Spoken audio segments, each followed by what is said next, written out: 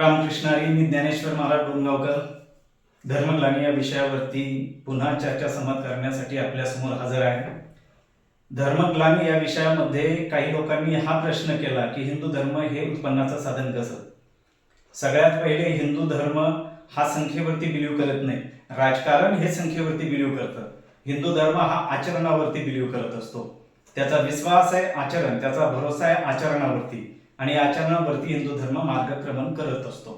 दुसरी गोष्ट, हिंदू धर्म हे उत्पन्नाचं साधन कसं. सगळ्यात महत्वाची आणि मोठी गोष्ट, आज हिंदू धर्माच्या नावाखाली आरक्षण दिले गेलेले आहे.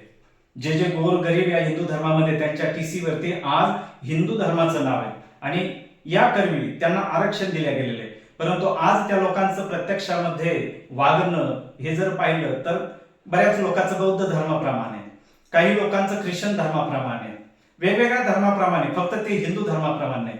आणि सगळ्यात महत्वाचं, हिंदू धर्मापासून त्यांना ताकद मिळाली आणि प्रत्यक्षामध्ये विचार केला तर हिंदू धर्माचे ते दुश्मन बनून बसले. आताच एक मध्य प्रदेशचा नेता आहे, प्रतिपक्ष नेता उमंग, त्यांनी तर हे सांगितलं की आदिवासींनी आता ज्यावेळेस जनगणना होणार तर त्या वेळामध्ये हिंदू धर्म आपल्या समोर लावू नका म्हणून. दलित नेत्यांचं सुद्धा हेच आहे. दलित नेत्यांनी तर मागेच सांगितलेलं होतं आपल्याला हिंदू धर्म हे नाव लावू नका, किंवा सगळं काही मिळाल्याच्या नंतर. आणि धर्म आहे, धर्म हाही प्रमाण असतो. हे पहा, जर आपण आपल्या देशाचं खात असू आणि पाकिस्तानचे गोडवे गात असू तर ते देशद्रोही मानले जातात. तसं आपण एका धर्माचं खात असू आणि गोडवे दुसऱ्याचेच गायला जात असेल किंवा आपल्याच धर्माला आपण जर शिवीगाळ करत असू तर ते धर्मद्रोही मानले जातात. आपण ठिकठिकाणी पाहिले असेल याचे विपरीत परिणाम कसे झालेले आहेत. काही काही लोकांनी वंश परंपरागत चालत आलेले जे गणेशोत्सव आहे ते आपल्या घरामध्ये त्यांनी गणपती मोठ्या आवडीने आणि भक्तिभावाने बसवले. तर इथे त्याच संघटना, तीच लोक त्या ठिकाणी समोर गेली आणि त्यांना घरामधून गणपती काढायसाठी भाग पाडले गेले किंवा विरोध केले.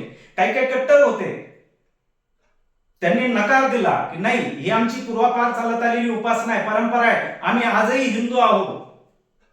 परंतु त्या लोकांनी तिथं विरोध केले. का? तुम्ही हे नाही पाहिलं का, हनुमंतरायाच्या फोटोवरती थुंकल्या गेलेले, चपला बोटांनी रामचंद्र प्रभूंच्या मूर्तीला मानल्या गेलेले कोण होते?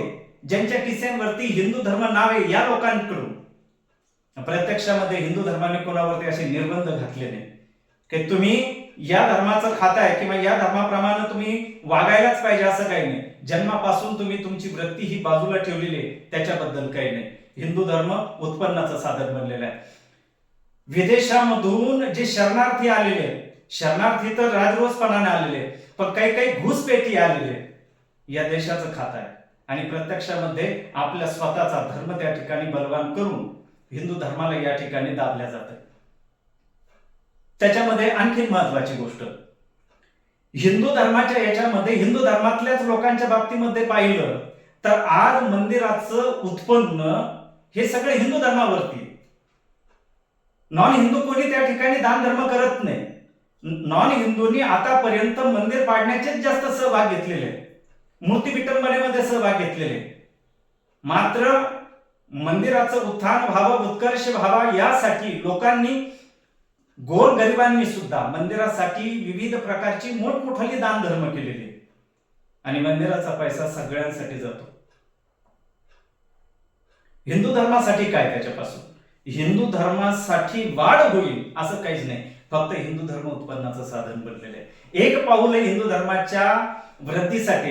हे बघा, आज धार्मिकांची संख्या वाढलेली आहे, धर्माची संख्या वाढेना. धर्म जागच्या जागेचे आणि त्याचा श्वास घेणं सुद्धा त्याला मुश्किल बनलेले. हे सगळ्यांनी सगळ्यात पहिले लक्षात घेतलं पाहिजे. त्याच्याही पुढे कथावाचकांच्या बाबतीमध्ये करोडोची उलाढाल होते. सांगितल्या काय जाते, लोक तिथं ऐकायला बसलेले तिथून हिंदू धर्माविषयी नाही, लोक तिथं तुमच्याकडून टोटके ऐकायला. कोणाची सून व्यवस्थित वागत नाही, मुलगा व्यवस्थित वागत नाही, घरात वाद चालू आहे, घराचा उत्कर्ष होत नाही, बस याच्यामध्ये माझं घर व्यवस्थित चालावं याच्यासाठी टोटके शोधायला त्या कथेमध्ये जातात. किंवा मला शारीरिक काहीतरी व्याधी आहे, शारीरिक त्रास आहे, प्रेमभंग झालेला आहे, याच्यावरती काहीतरी उपाययोजना व्हावी, हे धर्म वाढावा, माझ्यातला धर्म जागृत व्हावा, याच्यासाठी कोणी त्या ठिकाणी गेलेलं नाही. संख्या वाढलेली आहे, धर्म जसाच तसाच आहे. कथावाचकांनी करोडोची त्या ठिकाणी उलाढाल केली, मोठमोठाले मठ बांधलेले, आपली व्यवस्था केलेली, आपली लक्झरी केलेली, आपल्यासाठी वाहन व्यवस्था केली, राहण्याची व्यवस्था केलेली. राहण्याची व्यवस्था साधी सुद्धी नाही केलेली. त्यांना जर एक टांग हरिद्वारला टाकायची, दुसरी इकडे कन्याकुमारीला टाकायची, रामेश्वरमला, प्रत्येक ठिकाणी त्यांची स्वतःची व्यवस्था बनवलेली. राहणे, खाणे, सगळ्या गोष्टी. मला अडचण नको या बाबतीमधून. धर्मासाठी काय केलं हे तुमच्यासाठी केलेलं आहे, तुमच्या शिष्य परिवारासाठी केलेलं. ठीक आहे, तुमचा शिष्य परिवार तरी सांभाळता आला पाहिजे त्या ठिकाणी. आज पंढरपूरला तुमचे मठ आहे, किती दिवसासाठी? फक्त ती यात्रा आहे, त्या स्थानिक क्षेत्राची ती यात्रा आहे, तोपर्यंत ते मठ उघडले जातात. त्याच्यानंतर ते एक हॉटेलचं स्वरूप होऊन जातं. त्याच्यानंतर ते एक भाडे जमा करण्याचं साधन बनतं.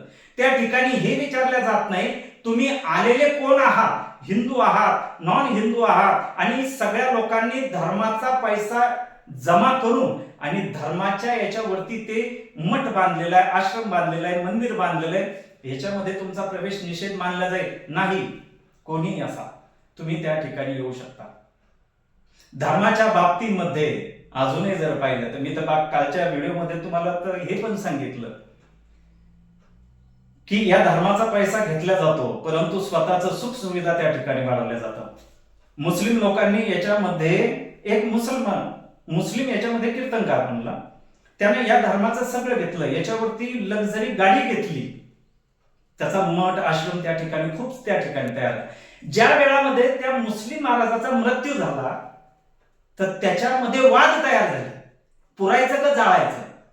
कारण मुस्लिम जन्माना आणि सगळं वर्तणूक हिंदू धर्मामध्ये, तर हिंदू धर्मामध्ये राहिल्याच्या नंतर हिंदू धर्मानं काही पाहिलेलं नाही, फक्त भगवा दिसतोय ना मग तारा स्वामी आहे, आणि असं म्हणून त्याचे पटापटा शिष्य बनले. आता वाद उफाळला, महाराजांना जाळायचं का पुरायचं. मुस्लिम लोकांनी गावातलं त्यांचा जो परिवार होता, हे बघा हिंदू धर्मात महाराज होते ते गेलेले, पण बाकीचा जो परिवार आहे त्यांना मात्र मुस्लिमांमध्ये राहावं लागेल. सांगा काय करायचं. घरच्यांनी एकमुखाने निर्णय घेतला नाही, त्यांना पुरावं लागेल. हे तोंड वाचून बसले त्या ठिकाणी शिष्य परिवार. आणि हा तोच शिष्य परिवार आहे की जो नंतर तिथं आता पीर तयार झाल्याच्या नंतर मलेदा घेऊन जाईल, उदबत्त्या घेऊन जाईल. सेक्युलरिझम त्या ठिकाणी सुद्धा आलेलं आहे. या पद्धतीनं धर्म फक्त हा उत्पन्नाचं साधन बनलेलं आहे. धर्म वाढीसाठी कोणाचाही पाऊल निघेना. प्रत्येकाचा पाऊल ज्या वेळेस सकाळ होईल उंबऱ्याच्या बाहेर पाऊल टाकताना हाच विचार करा की धर्म मला वाढवायचा आहे आणि त्याच्यासाठी मला काय करता येईल ते धर्माच्या नियमाप्रमाणे शिकूनच पुढचं पाऊल टाकावं. जय श्रीराम.